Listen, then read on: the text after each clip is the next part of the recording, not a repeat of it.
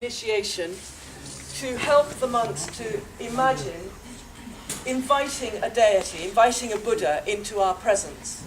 And they do that by building him a palace. And it's the most beautiful palace that anybody has been able to imagine. It started with the central deity. Right in the middle of this mandala is the Tibetan symbol of Hari, which represents the Buddha here in this mandala.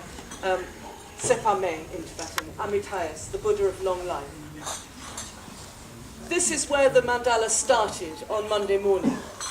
It's made with crushed marble, dyed with very bright colours, and placed in this pattern using a chadpur, which is a hollow funnel with a ridge over the top.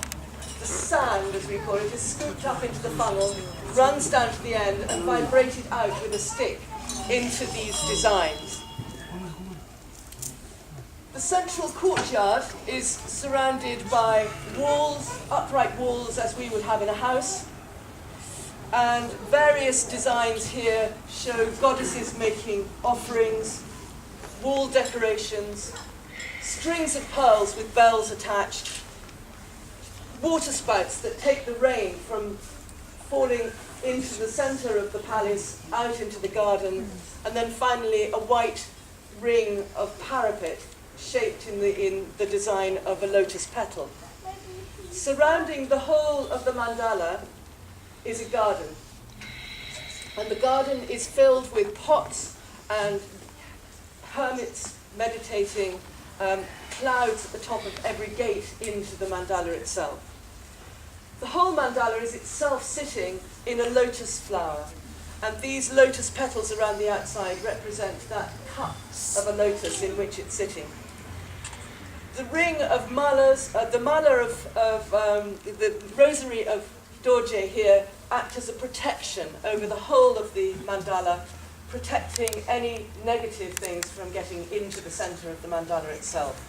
And then finally there is a ring of fire which will again act as a protection against negative influences coming in. The mandala was started on Monday with a dedication prayer in which the monks asked permission to construct the mandala in this space. And then once that's finished, normally the doors would be closed and the monks would be meditating on this palace, building this palace for the deity.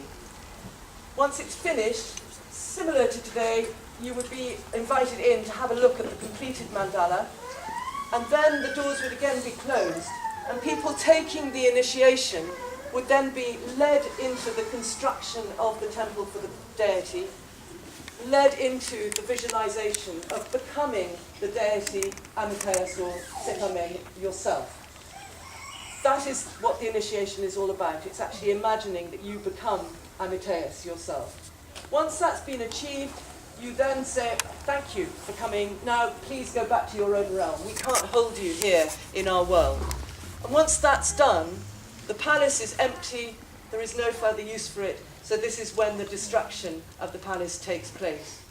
And you'll see that as part of a ceremony during which Kajana, who's taken responsibility for the accuracy and the actual construction of the mandala, will take a dorje and will break down the walls of the palace, having lifted the sand image representing the deities onto a mirror, a small mirror.